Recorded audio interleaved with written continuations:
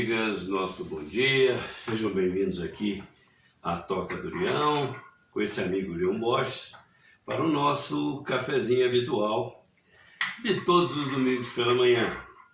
Eu compartilho contigo o que eu tenho aqui à mesa, você compartilha comigo o que você tem aí.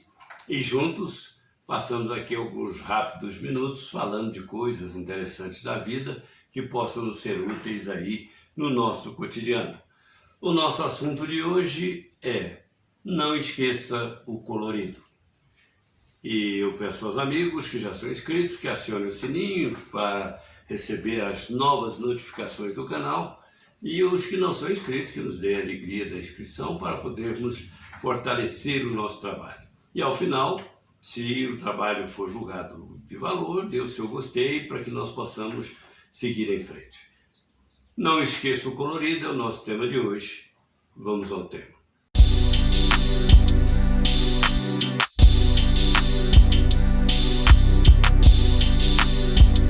Pablo Casals foi um dos maiores, mais notáveis violoncelistas do mundo. Um homem reconhecido do mundo todo, no nível dos maiores instrumentistas, compositores do planeta. E naturalmente um homem respeitado, e todo mundo queria aprender com Pablo Casals a sua arte, a sua competência virtuosa de violoncelista.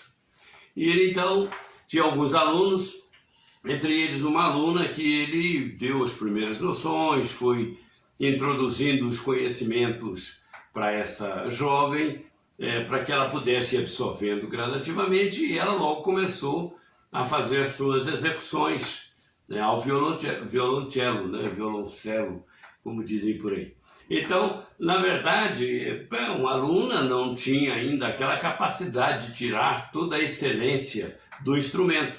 Mas ele, logo nas primeiras execuções, nas primeiras notas, ele percebeu que ela fazia conforme a partitura, muito mecanicamente, muito dentro de um tecnicismo necessário, porém também necessário ser dosado, né? E aí ele disse para ela: olha, você precisa fazer isso com essa precisão, porém você tem que colocar o colorido, você precisa colocar um brilho nesse trabalho. Nunca esqueça o colorido nas suas execuções, porque amanhã você vai fazer os seus concertos, vai participar das orquestras, e você precisa colocar o colorido nessa sua exibição. E a jovem tanta fez, foi, insistiu, melhorando da sua tecnicalidade para uma certa eficiência de competência pessoal, até que ela atingiu um certo brilho na execução do que fazia. E Pablo Casals lhe deu a recomendação, além dos ensinamentos técnicos, ele lhe deu a recomendação de que uma execução não era apenas uma sequência obediente dos sinais da partitura, das notas da partitura, mas era, acima de tudo, a execução de tudo isso com um brilho pessoal. O brilho, a nota, a originalidade e, sobretudo, o colorido que o profissional dá em cada execução que procede. E aquela jovem deve ter levado para a vida essa orientação, essa conceituação. E nós também começamos a pensar, né, da importância do brilho, desse colorido na vida das pessoas, né? Muita gente fala, e aí apenas com uma força retórica, uma força de expressão, né? A vida em preto e branco é muito complicada, a vida está muito cinzenta, para dizer que há um certo tom monocórdio e monocolorido, vamos dizer assim, né? Para um monocor, para dizer assim, na existência que está vivendo. Talvez porque ela tenha perdido aquele glamour, aquela graça da primeira hora, né? Que ela tenha sido modificada pelas circunstâncias, muitas vezes nem sempre favoráveis, por eventos do dia a dia, e de repente a nossa vida está assim, meio, diríamos, desbotada. Parece que tem pessoas desencantadas, pessoas que já não se sentem bem com a vida que leva, as coisas que acontecem, a pessoa que é, e até com tudo em volta, tudo em torno. Tem muita gente que está achando a vida sem graça, o mundo sem graça. E de fato a gente não pode ignorar que a vida é isso, ou tem colorido ou não tem. Ou nós colocamos colorido nas coisas ou deixamos de colocar. Lembrei-me de ter lido uma vez que um lenhador, certa vez, foi instado a produzir uma certa partida de lenha para um determinado consumidor, um comprador. E ele o fez com tamanha dedicação, cortou as toras, as peças do tamanho desejado, isso à época em que isso podia fazer com maior liberdade, né? E ele naturalmente o fez dedicando um certo capricho naquilo que fazia. Tirou todas as cascas da madeira, colocou a madeira empilhada em cima de um estrado de pedra, fez-la inclinada para que a chuva não viesse a encharcar as peças. E aí alguém perguntou para ele, o próprio comprador, falou: por que você está gastando tanta dedicação, tanto cuidado? Ele falou: não, é para que a madeira não encharque, não apodreça mais cedo e esteja sempre em condição de uso. Mas aí ele deu um suspiro ali por um instante e falou: olha, a madeira é linda sob todos os aspectos, né? Crescendo, a madeira é bonita na natureza, é bonita quando tirada, é bonita queimando, quando ela dá brilho, dá calor, dá luz em torno das suas chamas. Eu amo a madeira e admiro a madeira como nada na vida, né? E aí aquele outro começou a perceber que madeira não era somente madeira, naquela visão daquele homem, como na visão de um carpinteiro, na visão de um mestre. Uma madeira pode ser uma estatuária, pode ser uma obra de arte. Por quê? Porque cada um coloca a sua competência, né, naquilo que faz, mas o faz às vezes acrescentando esse plus, esse extra, que é o colorido. Um pedreiro pode fazer uma parede impecável ou pode fazê-la com defeitos, oscilações, ondulações, que logo serão percebidas e alguém o analisará por esse aspecto, assim como analisará o outro.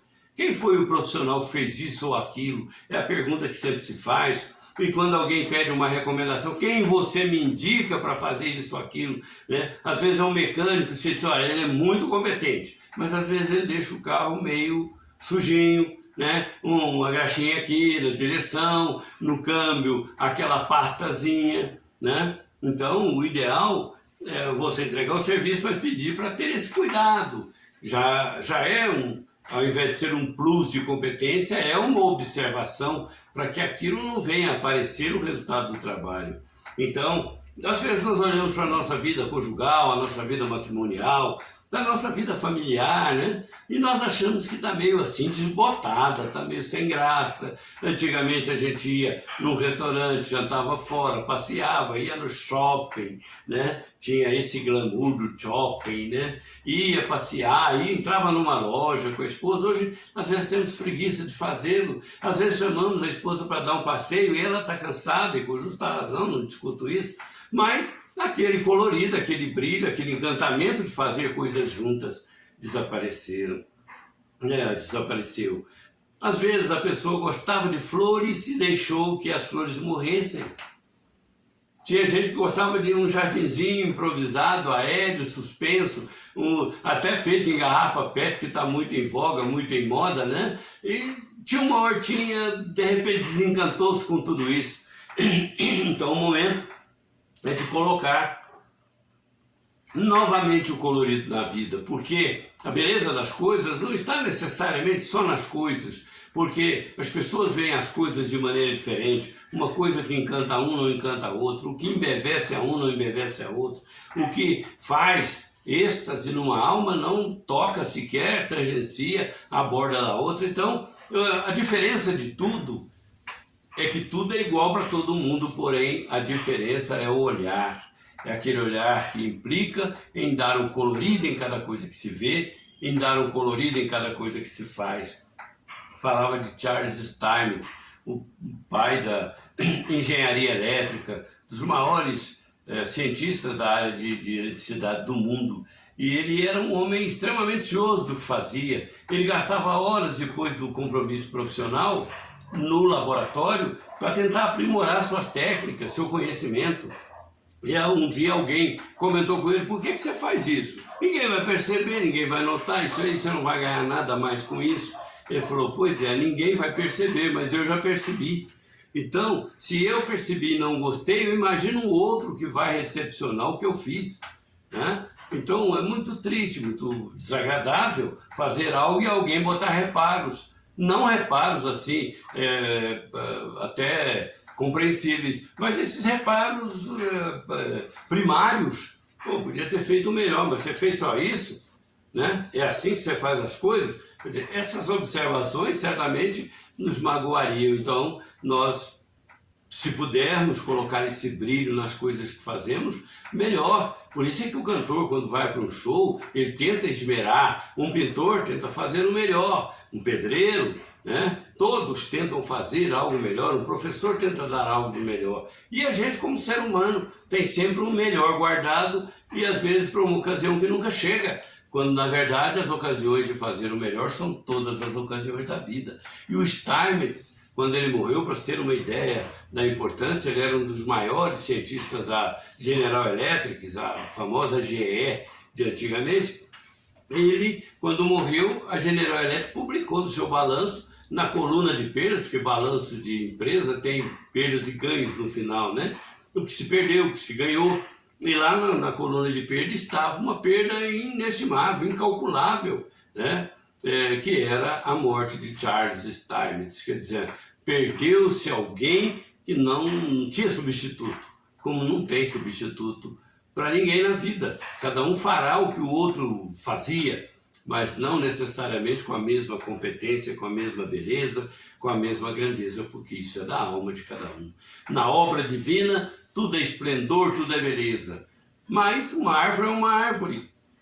No olhar de um, apenas um arbusto, apenas uma vegetação, mas no olhar daquele que tem o brilho na alma, o colorido na alma, tem o encantamento de ser um esplendor, uma obra-prima da natureza, suas flores, seus frutos, sua fronde, as suas folhas, seus troncos, seus caules. Tudo isso tem uma expressão diferente, um riacho, um regato, um rosto, uma expressão, um pássaro, uma ave, um bicho, um inseto. Tudo tem um colorido na natureza, porque Deus colocou as coisas iguais para todos, porém com uma peculiaridade na alma de cada um, a capacidade de ver além do que a aparência alcança. Então, não me lembrava aqui ainda há pouco que quando a gente era pequeno a gente gostava de engraxar sapato.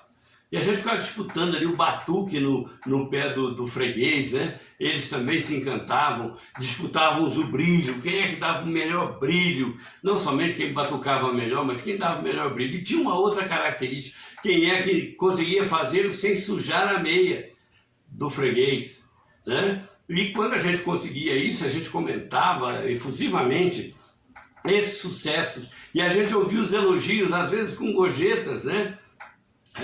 Interessantes, porque o freguês ficava encantado e ele nos compensava além do que era combinado, porque nós fizemos o melhor de nós, eles também davam o melhor do que tinham.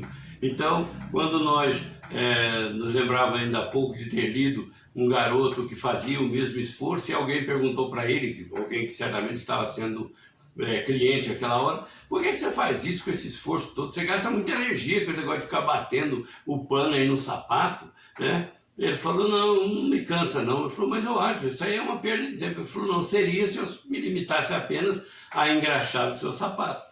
Quer dizer, se ele fosse somente um engraxate, mas ele era um artista, né, que recuperava um sapato gasto, um sapato aparentemente sem graça, sem interesse, um sapato desbotado, e ele o fazia brilhar novamente. Quando nós conseguimos fazer brilhar os olhos dos outros com esse encantamento da nossa alma, e quando alguém nos encanta com esses detalhes, esses aspectos diferentes da sua maneira de ser, fazer e agir, a maneira de falar, a maneira de se postar, né? A maneira de construir, nós também encontramos esse colorido e esse brilho. Na vida tudo tem brilho, disse Jesus: brilha a vossa luz. Olha que beleza de expressão e que convite, que sugestão maravilhosa, né? Que Jesus nos oferece. Brilha a vossa luz, porque sois filhos da luz. Nós somos filhos de Deus e a luz divina está na nossa vida, intensa se não for sufocada pelo cansaço, pela tristeza, pela amargura, pela falta de interesse e a falta de entusiasmo. Muitas vezes nós achamos, como disse bem um pensador, que a beleza da vida está no luxo, na abastança, na riqueza, quando na verdade o que nós precisamos verdadeiramente é de algo que nos encante, que nos entusiasme e nos faça mover todas as forças para também brilharmos e entusiasmarmos a vida. Nós desejamos muita paz a todos, que coloquemos um novo brilho, um novo colorido nas nossas ações, nos nossos dias, como esse domingo maravilhoso nós estamos comemorando hoje. Muita paz, até o próximo domingo com o nosso cafezinho. Obrigado por ter compartilhado comigo o que você tinha aí. Compartilhei contigo o que eu tenho por aqui. E temos também muito amor. E é desse amor que eu falo ao dizer que sem amor a vida não tem brilho, a vida não tem colorido. Cafezinho e muita paz. Até o próximo encontro. Que Deus nos abençoe.